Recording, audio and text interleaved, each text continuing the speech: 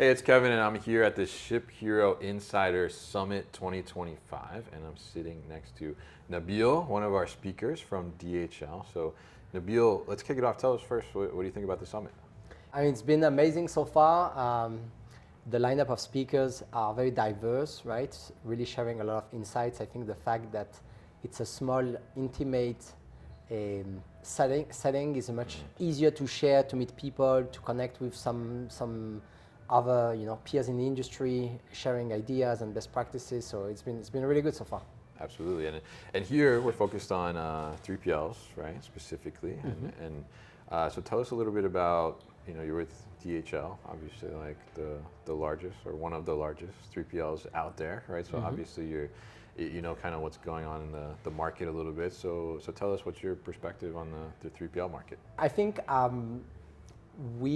so for 3PLs that are geared, like the majority of the participants here today that are geared toward servicing e-commerce and omni-channel businesses, I think we are in a very interesting time, right? I mean, there is a combination of dynamic in the markets that are making the amount of opportunities actually being, I think, more than ever. I think some people talk about market saturation and maybe some challenge around the growth, but if you look at any statistics, actually any outlook is showing that e-commerce is going to continue to grow at least for the next 10 years. And I think with the advancement around technology and AI and robotics and so on, you can actually really make meaningful differences now into the business, how you run it, how you operate it. And so I think we have a market that is going to continue to grow.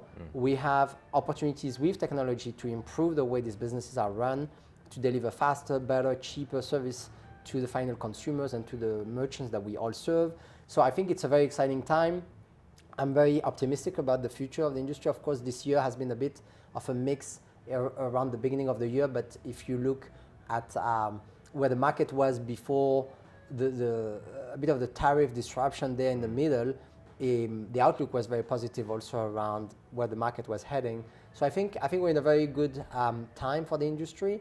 I think there is still a lot of growth to come, and I think the people that are going to be continuing to focus on servicing their customers with the right amount of technology, with the right cost to serve, there is a space for everybody, for the large companies, for the ones that are more focused on the mid-market or smaller market. I think the market is big enough and is continuing to grow for everybody to succeed effectively in this space. Interesting. So it's interesting because certainly I see and hear a lot of discussion too about people who are saying that the 3PL market's going to contract, right? There's going to be people that go out of business or consolidate and that type of thing. But you're saying there's a lot of opportunity potentially to grow. Is that right? Yeah, absolutely. I mean, the fact that the market consolidate might be more of a result of a lot of 3PLs have opened in the last couple of years, and then of course, some of them might decide to exit or might decide to that maybe there's a better path by joining forces and mergers and so on. I think consolidation will happen, but I don't necessarily think that the consolidation is the result of a market recession or a market that's going down. I think supply chain, if you look at supply chain, actually it's a really interesting industry because most of the growth, if you look at like most of the software companies and the players in the space and so on, M&A has always been a really like a big part of this industry.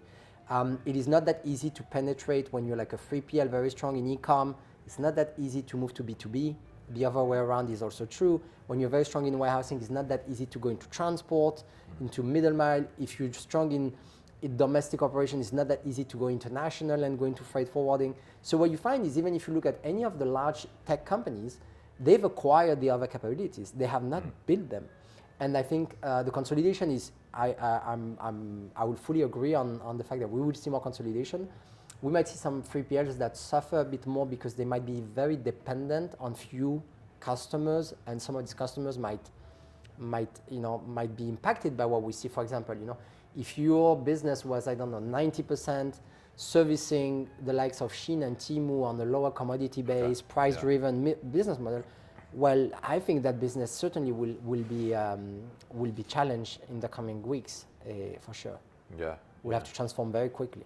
Interesting. And what do you think, like 3PLs right now? I mean, what should they be doing to try and help their brands that they're currently servicing, have some protection from some of this uncertainty that's going on? Yeah, I mean, I think the uncertainty is so there is uncertainty that is driven by the supply chain industry, and then there is uncertainty that is driven by the e-commerce or the commerce industry, right? So I think for us as 3PL, I think we serve our clients to help them to be more competitive.